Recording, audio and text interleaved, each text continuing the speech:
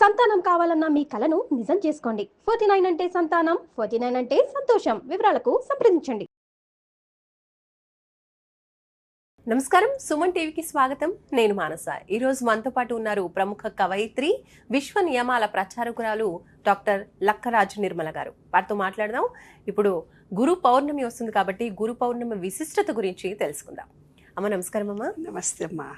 అమ్మ, ఇప్పుడు గురు పౌర్ణమి వచ్చేసింది. మరి గురు పౌర్ణమి అంటే చాలా మంది కూడా చాలా చక్కగా నియమాలతో పూజించుకోవడం ఇవన్నీ కూడా చూస్తూ ఉంటారు, ఆచారాలు. కాబట్టి గురు పౌర్ణమి విశిష్టత గురించి మీ నుంచి తెలుసుకోవాలనుకుంటున్నాము.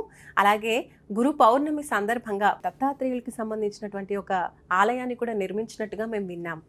ఆ ఆలయం గురించి కూడా మాకు తెలియజేయండి. తప్పకుండా నాన్న. గురు పౌర్ణిమ అని అంటే ఏంటంటే గురువులకు, అదే మన బర్త్డేలు జరుగుతుంది, మ్యారేజ్ డేలు జరిగినట్టుగా గురువులకు కూడా ఒక విశేషమైన దినం. అంటే ఈ విశ్వంలో గురుశక్తి అధికంగా ఉంటుంది. ఈ పౌర్ణమి రోజున గురువు శక్తి అధికం. అన్ని గ్రహాల శక్తులు పెరిగినట్టుగా ఈసారి గురువుల యొక్క శక్తి పెరుగుతుందన్నమాట ఆ పౌర్ణమి రోజున. దాన్ని గురు పౌర్ణమి అని అంటారు. విశ్వం అంటూ ఒక ఎనర్జీ, మన దగ్గర ఉండేది ఆత్మ అనేది ఒక ఎనర్జీ పాయింట్. మన విశ్వ నియమాలను అనుసరించి మనము విశ్వశక్తి చైతన్య శక్తి నుంచి మనలో ఉండే బాడీలు మూలాధారము, స్వాదిష్టం, మణిపూరక, మన శుద్ధి, ఆజ్ఞ ఇవన్నీ యాక్టివేట్ చేసుకోవడానికి మన మణిపూరక చక్రం అనేది గురువుకు సంబంధించింది. గురువు అంటే మన డైజెషన్ కెపాసిటీ సంబంధించింది. గురువు అంటే సూర్యుడికి సంబంధించిందని కూడా అంటారనమాట. సూర్యుడన్నా లక్ష్మీనారాయణుడన్నా గురువన్నా ఒకటే, అంతర్రహస్యాలు అన్నమాట. అనుకున్నప్పుడు ఏమవుతుంది, మనకు గురువు అంటే మన డైజెషన్ కెపాసిటీ తక్కువగా ఉంటుంది కదమ్మా, అది ఇంక్రీజ్ కావడం. గురువు దోషం కలిగింది అని అంటే పెద్దవాళ్ళ మాటకు విలువ ఉండదు. వాళ్ళకి ఏ పని జరగాలన్నా గురు అనుగ్రహం లేదు పెళ్లి కాదంటారు, గురు అనుగ్రహం లేదు ఇల్లు దొరకదు అంటారు, ఇల్లు గ్రహం ఏది కావాలన్నా కూడా గురు అనుగ్రహం కావాలంటారు. కాబట్టి గురు పూజ దినోత్సవం నాడు గురువులకు చేసినటువంటి దోషాలు పోవడానికి గురువులను సత్కరించడం. అందరికంటే గురువు ఎవరు మనకు? దత్తాత్రేయుడు. దత్తాత్రేయుడు, సాయిబాబా, గురువులకు రాఘవేంద్ర స్వామి, అలా గురువులకు సంబంధించినటువంటి పరంపర మనకు వెనకటి నుంచి కూడా ఉంది. గురుదోషం పోవడానికి గురువులకు ఈరోజు పూజ చేస్తారు. గురువు అనుగ్రహం సంపూర్తిగా కలగడానికి, తక్కువ ఉన్నప్పుడు ఆ ఎనర్జీ పూర్తిగా మనం తీసుకోవడానికి, ఇటు ఆరోగ్య రీత్యా డైజెషన్ కెపాసిటీ, మన మెటాబాలజీ సిస్టమ్ ఇంక్రీజ్ కావడానికి, మన పౌర్ణమి అంటే ఆజ్ఞాచక్రం, ఆజ్ఞాచక్రం యాక్టివేట్ కావడానికి, ఆత్మ జ్ఞానం పొందడానికి విశేషమైనటువంటి రోజు పౌర్ణమి అంటారనమాట. అలాగా కొంతమంది మాట్లాడతారు, వాళ్ళకి మాటకు విలువ ఉండదు, కమ్యూనికేషన్ స్కిల్స్ చాలా తక్కువగా ఉంటాయి. ఎందుకంటే గురుదోషం చేశారు అంటే జ్ఞానము తెలిసినప్పుడు ఆ జ్ఞానాన్ని అందరికీ పంచకపోతే అలాంటి దోషాలు వస్తాయి.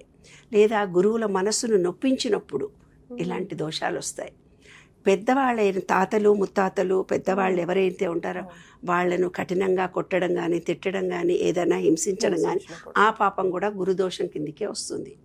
అలా వచ్చినప్పుడు గురుదోషం జరిగింది అని ఇలాంటి విశేషమైన రోజుల్లో విశేషమైన పూజలు చేయడం కానీ, గురువులకు ఆశీస్సులు పొందడానికి 4-5 మంచి కార్యక్రమాలు చేయడం జరుగుతుంది. మరి గురువు అనుగ్రహం మాకు ఎందుకు కలిగిందో మాకు తెలియదు నాన్న. తార్నాకాలో మేము ఒక గుడి కట్టించుకున్నాడు దత్తాత్రేయుడు మా చేత. గుడి కట్టించుకోవడం అంటే ఉట్టుట్టుగా కాదు, ఏదో చిన్నగా ఔదంబర వృక్షం ఉండింది, ఆ ఔదంబర వృక్షంలో అందరూ 1-2 చేసుకుంటున్నారు, పందికొక్కులన్నీ తవ్వాయి. కాస్త సిమెంట్ వేయిద్దామని మేస్త్రిని తీసుకొని పోయి అక్కడ చేశాను. ఇంతలో మా ఆయన వచ్చి ఏం చేస్తున్నావు చూసి, నేను దత్తాత్రేయుడు విగ్రహమే పెట్టి ప్రతిష్ట చేస్తా అన్నాను. విగ్రహం తెచ్చి పెడదాము అనుకున్నాం, ఇద్దరం దెబ్బలాడుకున్నాం, మన దగ్గర డబ్బులు లేవో ఎక్కడ కడతాం గుడి అని. ఇంతలో మా అమ్మాయి వాళ్ళు యూఎస్ నుంచి వచ్చారు. వచ్చి వాళ్ళు అన్నారు వీళ్ళిద్దరు దెబ్బలాడుకుంటున్నారని వాళ్ళందరూ కలెక్షన్ చేసి 1 లక్ష రూపాయలు ఇచ్చారు. ఒక రూఫ్ వేసేసాం.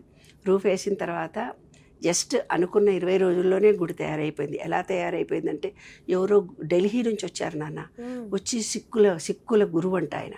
వచ్చి జస్ట్ ఫ్రెండ్లీగా వచ్చారు వాళ్ళ ఇంటికి. ఆయన అన్నాడు, మీరు కలలో కనిపించారు, మీరు ఏదో గుడి కడుతున్నారట, మీకేం కావాలమ్మా అని అడిగాడు. ఈ గుడిని డెవలప్ కావాలండి మేము అనుకుంటున్నామన్నాను. ఆయన ఎవరో ఎమ్మెల్యేని పిలిపించారు. అమ్మ ఏం కావాలన్నారు, ఒక 50,000 కావాలన్నాం, ఇచ్చారు. బండలేయించేసాం, రూఫ్ వేయించాము, బండలేయించాము. విగ్రహ ప్రతిష్ఠ కోసం విగ్రహం ఆర్డర్ చేయడానికి పోతే, కరీంనగర్లో మేము మంచిది రాయి లేకుండా మేము తెప్పిస్తాము, మాకు అమౌంట్ పంపించేసేయండి అన్నారు. అమౌంట్ ఆన్లైన్లో మేము పంపించాం, విగ్రహం కూడా వచ్చేసింది. ఇంకా తర్వాత ఇంకొక ఆయన ఎవరో వచ్చాడు, రాత్రి 10 గంటలకు డోర్ కొట్టాడు. మా కళ్ళు కనపడకపోతే ఈ దత్తాత్రేయుడి చెట్టు కింద ఈ ఔదంబర వృక్ష కింద పడుకుంటే తెల్లారకల్లా మా నాన్న కళ్ళు వచ్చాయి. అందుకని ఒక 10,000 రూపాయలు వాళ్ళు తెచ్చిచ్చారు. తర్వాత ఇంకెవరో వచ్చి మీకు దత్తాత్రేయుడి గురించి తెలుసు అంటే మాకేం తెలియదు అన్నాం. తెలీదు అన్నప్పుడు అప్పుడు వాళ్ళు ఏం చేశాడంటే గానుగాపురం తీసుకెళ్ళాడు ఒక ఆయన కారులో. అమ్మ నడుము నొప్పి నేను రాలేనంటే ఏం కాదమ్మా దేవుడు చూసుకుంటాడు రా అన్నాడు. అక్కడ గణపతి సత్యనారాయణ ఆశ్రమం వాళ్ళు మా కోసం భోజనాలు రెడీ పెట్టారు. మరి వాళ్ళకి ఎవరు చెప్పారు? రాత్రి 11:30 అయింది. మాకు భోజనాలు అది ఏర్పాటు చేసి అసలు అన్ని మెరాకిల్గా జరిగిపోయింది. అన్ని దత్తుడే చూసుకున్నాడు. ఆ రోజు బండలు కంప్లీట్ చేస్తూ ఫ్రేమ్స్ పెడుతున్నారు. నేను నైట్ గౌన్ వేసుకొని కన్స్ట్రక్షన్ ఎంత అయిందా చూద్దామని గుడికి వెళ్ళాను డ్రైవర్ని తీసుకొని. ఓన్లీ సెల్ ఫోన్ పట్టుకున్నానంతే. నైట్ గౌన్లో ఉన్నాను. పొద్దున్నే చూసి వస్తే ఈరోజు పని చెప్పొచ్చు కదా. అంతలో మేస్త్రి వచ్చి ఈరోజే కంప్లీట్ చేసేస్తాను, నువ్వేవో పటాలు తెస్తానన్నావు తీసుకురా పొమ్మ అన్నాడు. బండ మీద దేవుడి ఫొటోస్ ఉంటాయి కదా నాన్న, అవి పెట్టాలని నా కోరిక.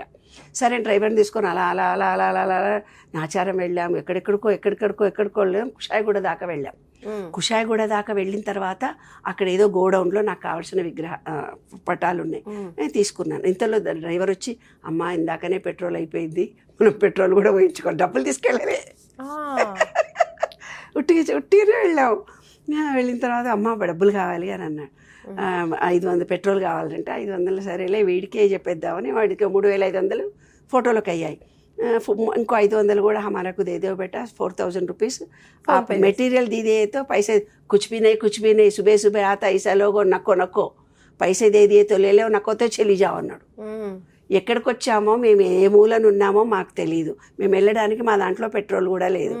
అలా కూర్చివరకే గోడౌన్ కదా, అట్లా వెళ్ళి చెట్టు కింద నిలబడ్డాను. ఇంతలో ఎవరో ఒక అతను ఊర్లో నుంచి వచ్చాడు.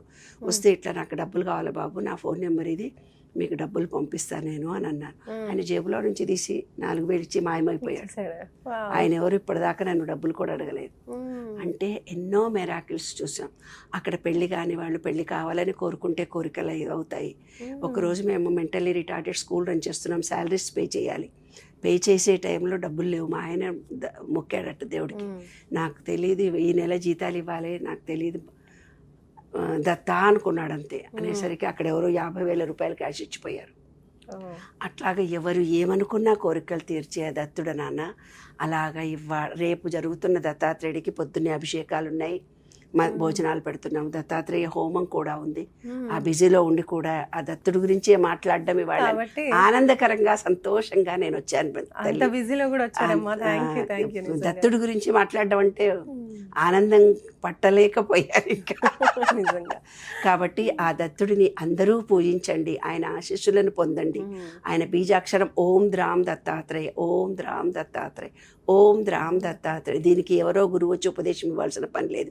అంటే ఈ విశ్వం మొత్తం నిండి ఉన్న 24 మంది నాకు గురువులు అన్నాడు దత్తుడు. అంటే ఏంటి? పాములో, పుట్టలో, మళ్ళీ అంటేనేంటి, పువ్వులో, ఆకులో, గాలిలో, నీటిలో, భూమిలో అన్నిట్లో నా గురువులు ఉన్నారు అన్నాడు దత్తాత్రేయ. అంటే ఈ విశ్వ చైతన్యం మొత్తము ఆయన గురువు అన్నాడు. కాబట్టి మనకు కూడా గురువు ఈ విశ్వమే. కాబట్టి మనలో ఉండే ఎనర్జీ పాయింట్ని ఈ విశ్వంలో ఉండే ఎనర్జీతో కంబైన్డ్ కలుపుకునే అద్భుతమైన రోజు. అందరూ కూడా ఆ పౌర్ణమి టైంలో ఎవరికైతే మనసు స్థిమితంగా లేదో, మనసు బెంబేలి పడిపోతుందో, స్థిర నిర్ణయాలు చేయలేకపోతున్నారు, చంద్రుని కాంతిలో ఉండి వాళ్ళకి నచ్చిన శ్లోకాలను చదువుకోవచ్చు, లలితా పారాయణమే చేసుకోవచ్చు, వాళ్ళ ఇష్టం, వాళ్ళకి ఏ దేవుడు ఇష్టం, దత్తాత్రేయుడు చదువుకోవచ్చు, హనుమాన్ చాలీసా చదువుకోవచ్చు. వాళ్ళకి ఇష్టమైన దేవుడిని స్మరించుకొని ఆ పౌర్ణమి వెలుగులు మనిషి శరీరంపై పడేటట్టుగా చేస్తే ఈ ఆజ్ఞాచక్రం యాక్టివేట్ అవుతుంది. తర్వాత గురువు అనుగ్రహం సంపూర్ణంగా కలుగుతుంది. నాన్న రైట్ అమ్మా, చాలా ధన్యవాదాలు. నిజంగా ఇంత బిజీలో కూడా వచ్చారు, చాలా మంచి విషయాలు తెలియజేశారు. గురు పౌర్ణమి అనగానే ఆ విశిష్టత గురించి మనం తెలుసుకుంటూ ఉంటాం. అలాగే మీరు చెప్తున్నట్టుగా అంటే గురువు అనుగ్రహం తక్కువగా ఉండడం వల్ల ఏమి ప్రాబ్లమ్స్ ఉంటాయని అందరికీ తెలిసిందే, తక్కువ ఉంది అని చెప్తూ ఉంటారు. కాబట్టి ఈ రోజుని ఉపయోగించుకొని చక్కగా గురు అనుగ్రహాన్ని ఏ విధంగా పెంచుకోవచ్చు అనేది తెలియజేశారు. ఆలయం గురించి కూడా తెలియజేశారు. నాకు తెలిసి దగ్గరలో ఉన్న వాళ్ళందరూ కూడా ఆలయాన్ని విజిట్ చేస్తారు అనుకుంటున్నాను. చాలా మంచి విషయాలు మాకు తెలియజేశారమ్మా, ధన్యవాదాలు. Thank you. చూసారు కదండి, గురు పౌర్ణమి గురించి అమ్మ మనకి చాలా చక్కగా తెలియజేశారు. ఆ దత్తాత్రేయుడి ఆశీస్సులు మనందరిపైన ఉండాలని మనస్ఫూర్తిగా కోరుకుంటూ చూస్తూనే ఉండండి సుమన్ టీవీ. నమస్తే.